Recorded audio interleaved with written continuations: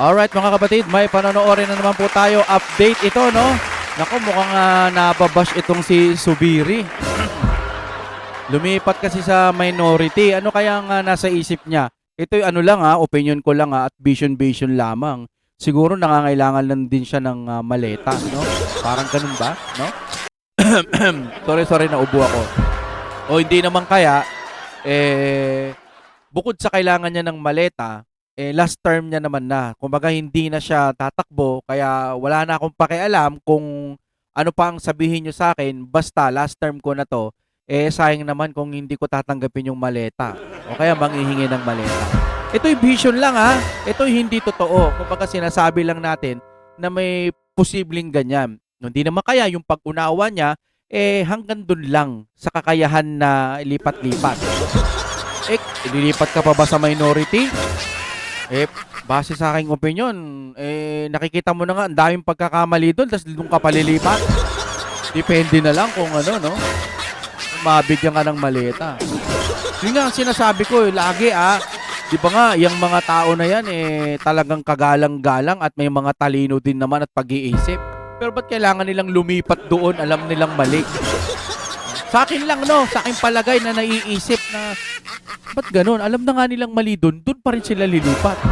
Pwedeng alam na nilang mali o hindi naman kaya, maliit lang talaga ang pag-unawa nila sa mga bagay-bagay. Ganun lang yun. Tuloy-tuloy na natin, no? Karamihan ay posibleng pumabor na mapatalsik si Cayetano sa pwesto. Ngunit tila markado na raw ang senador at ayon sa kanilang sariling Yun salita, mas natauhan silang mga butante sa mga naging pananalita at desisyon ng mambabatas. Samantala, nagbigay naman ng sariling obserbasyon si political commentator Kipi Chu tungkol sa issue. Para sa kanya, posible umanong personal na hindi pagkakaunawaan at hindi usaping anti-Duterte ang dahilan. Kaya napunta si Zubiri sa minority. I think Migs and Alan are not on good terms. That's why Mig is in minority, not because he's anti-Duterte. Sabihin na natin oo. Dahil lang ba doon, lilipat ka na sa minority? Para ka namang isip bata nun, di ba? Dapat doon ka sa tama. Yun lang ang sa akin, no? Pero ayon kay Chu, mas makakabubuti umano kung maisasantabi ang anumang tampuhan para sa mas malaking interes ng bansa at ng mga taga Bukidnon.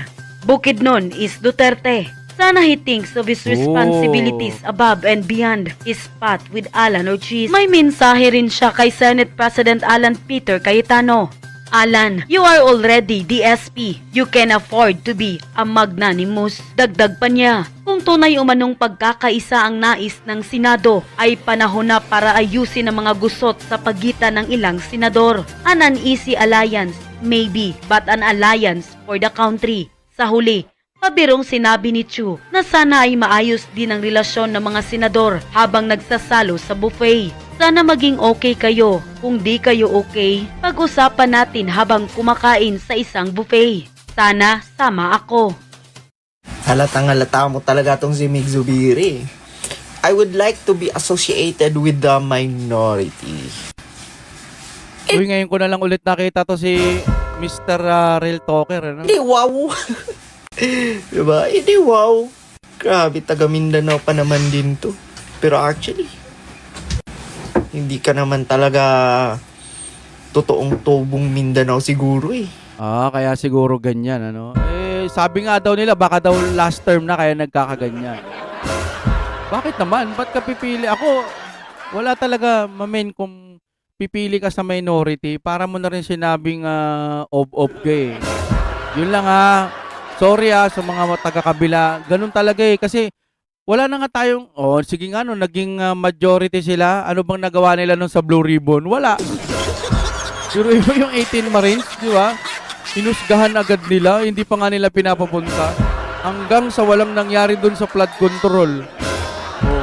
Sinubukan na sila gumawa na nga ng ng panibagong pagkakataon para sa kanila. Anong nangyari dun sa majority dati? Wala, di ba? Kaya ngayon, ito na yung pagkakataon naman nila Peter Cayetano nitong bagong kupunan para magpakitang gilas. Kasi dun sa kabila, parang nagkaroon lang ng ng alukan. Ito, maleta. Mga ganun, siguro tuloy tayo. With your attitude, my God. Natakot na siguro to eh. Kasi diba, inipit din siya before. Takot yarn. Kaya ngayon, play safe talaga siya. Di ba? Ngayon, kung titignan mo yung mga sagutan niya, ay parang umaanib talaga sa administrasyon ngayon. Kasi, takot na to eh. Inipit to dati, di ba? Okay. Ayaw na niya sigurong maipit ngayon, di ba? Kaya, Ganito lang yan eh. Pag may kasalanan ka, talagang matatakot kang maipit. Pero kung wala kang kasalanan, malinis kang nagtatrabaho dyan sa Senado, aba, eh kahit ipitin ka, tara, oh. Diba? Sige, ipitin mo ko. Katulad na lamang po ng kampo ni BP Sara. Kahit ipitin ng ipitin, lumalaban kasi walang kasalanan. Ganun yun. Diba? Eh ikaw, baka alokin ka lang ng, ito, gusto mo, 80 million. Lipat ka na. Kawawang ka ba ng bayan, no? Imagine niyo na lang, no? 'Di ba, ang daming pera. Isipin niyo, may 20 million, may 10 million, kahit 1 million, 500k million na ibibigay lang sa isang tao para lang magbago ang isip. Ako naman, iniisip ko, sana ibinigay na lang 'to sa mga taong mahihirap. Halimbawa, yung kapos na kapos, no? Ibigay mo lang sa kanila ng 20 to 50,000. Babayaran yung mga utang, no? Hindi naman kalakihan ng mga utang ng mga talagang sobrang hirap, no? Hindi naman din tayo, pero mahirap din tayo.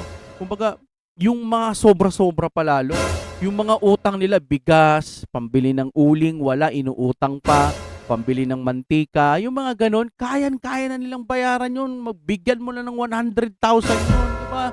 Isang pamilya, 50,000. O, kayang-kaya yun. Kaysa mapunta yung mga pera sa kamay ng mga lintik na mga buaya, di ba? Wala eh, gobyerno natin ngayon. Alam mo, ang daming bilyon na nasasayang. Sana na ibibigay o kaya maglagay ng programa o sa loob ng isang taon, ibigyan natin ng ganitong bilyong pang sahod sa mga gustong magkaroon ng trabaho para sa gobyerno. Kahit yung maglinis-linis lang. Diba? Kahit taga-timpla ng mga kape, ng mga senador. Hindi, kahit basta trabaho, sila naman ang mas nakakaalam yan eh. Kaysa naman ibibigay lang sa mga buhayan, lintik na. Diba? Pinaghirapan ng mga Pilipino yan. Dapat sa Pilipino rin ang mga taong tapat din. Kaysa ibigay nyo sa magnanakaw. Wala eh.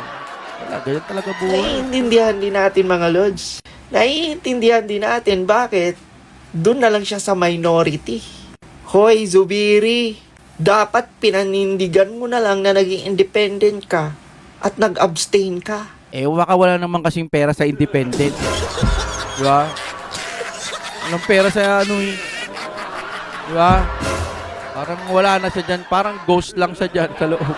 Eh ngayon, di ba, gusto mo rin palang sumanib sa minority. Pinatagal mo pa. Ito na ang resulta ng isang politiko na walang paninindigan. Itong si Mig Zubiri, ang alam ng maraming Pilipino, taga Bukidnon ho ito. Oo. Taga Mindanao. Oy, sa mga hindi pa nakakapunta ng Bukidnon, ang ganda-ganda doon, nakapunta na kami. Pero itong desisyon niya kagahapon, na tinanong siya ni Cayetano, saan ka ba talaga? Ikaw ay magpapatuloy bang maging independent?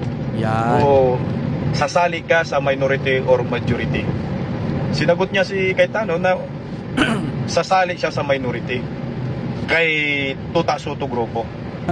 Nung nagpa-interview siya sa mga media, ang sabi niya, natauhan daw siya. Huh? Kaya pumunta siya sa minority dahil first time daw na nangyayari ito sa Senado. Natauhan daw siya.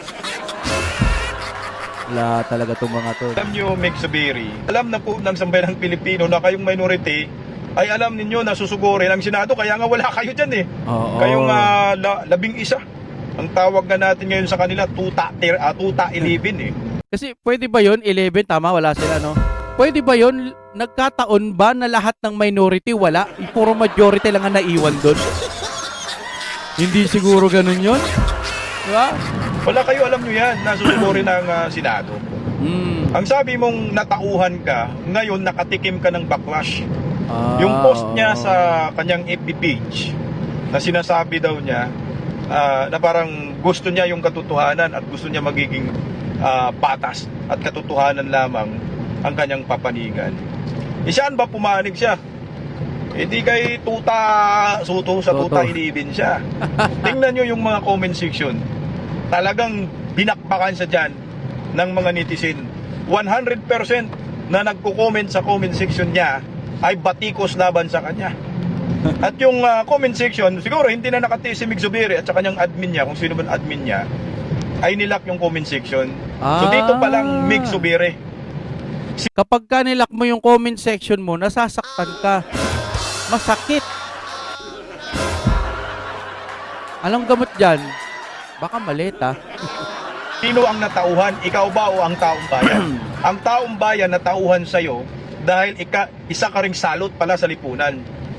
Nagtataka tayo kasi taga Mindanao siya, Bukidnon, di ba? Yan ang pagkakaalam natin, taga Bukidnon, taga Mindanao, Soli Duterte. Pero nung sinilip ko po ang kanyang pagkatao, itong si Mig Zubiri pala ay ipinanganak sa Makati. So ibig sabihin, lumaki ito sa Makati.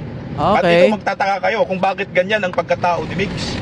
Na para bang ang utak ay utak komunista at sympathizer ng mga komunista. Ayun. Saan ba siya nagtapos ng pag-aaral? Anak ng kamote, nagulat ako eh. Sa UP Los Baños. Ayun. Taga-UP pala itong animal na ito. Kaya naman pala eh.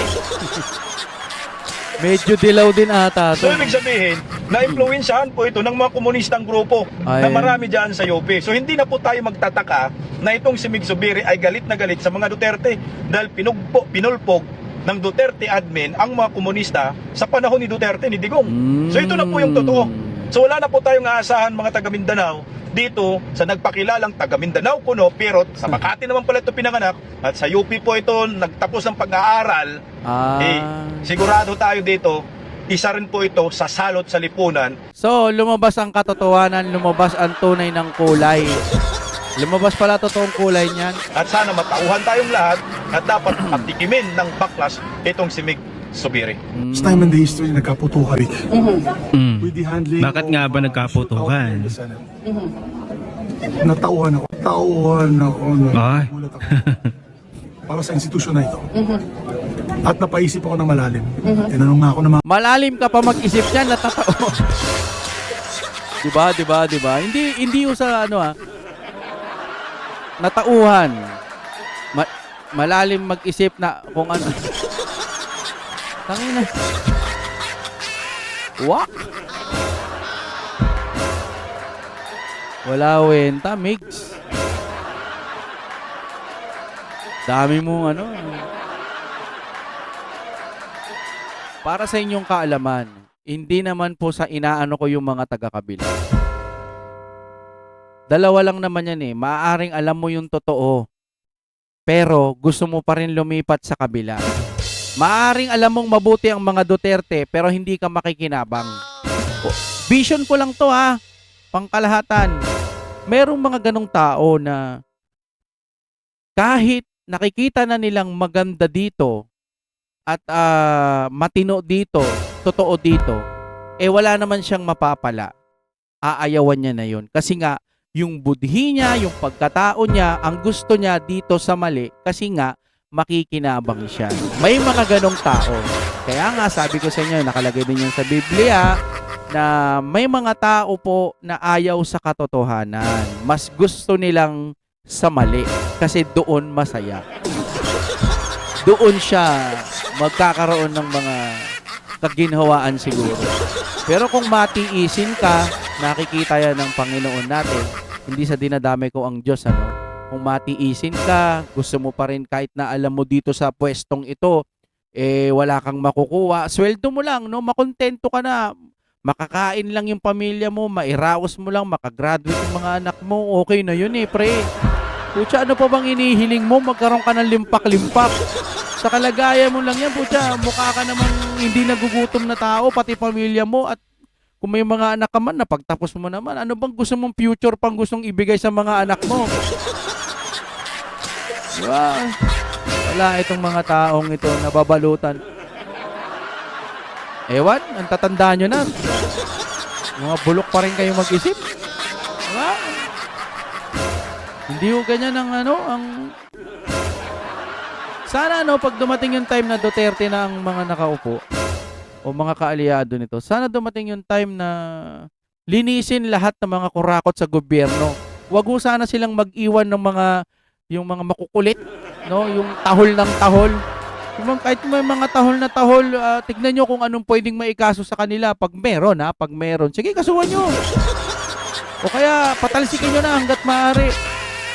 Ipagbawal nyo sa, o kaya, yung pag nagnakaw ka ng marami, tapos pwede nang bitayin, yun, pwede na siguro yun. Plunder ba yun? O ano? Ewan ko. Basta magpatupad ng mga batas sa mga magnanakaw ng ganire at ganito. Yan. Dati kasi ang pagnanakaw, ganito no? Kunyari may project, ito sa tulay, gawa tayo ng tulay. Pagtibayin natin yung tulay, humingi tayo ng ganitong budget. Pasobrahan ng konti, baka kasi may mga kailangan pa. Halimbawa lang 5 million para sa tulay na ganito.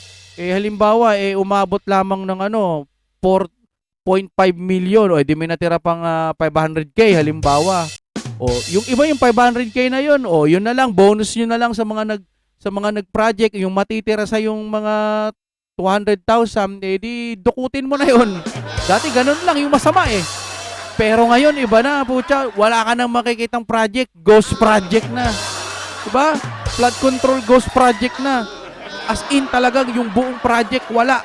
Kinain ng buhay yung pera. Tapos sasabihin mo, BBM ka pa rin. Wow, kingin na. Hanggang dito na lamang tayo mga kapatid. Maraming salamat po sa inyong panonood. At syempre, huwag niyo po kakalimutan mag-like po kayo sa atin. Yung isang channel natin na dyan sa taas, Reactionaryo PH. Lalagay ko po yan sa description. Puntahan nyo rin po yan. May mga short reaction tayo dyan sa mga image. Puntahan nyo din po mga kapatid. Maraming salamat sa inyong panonood.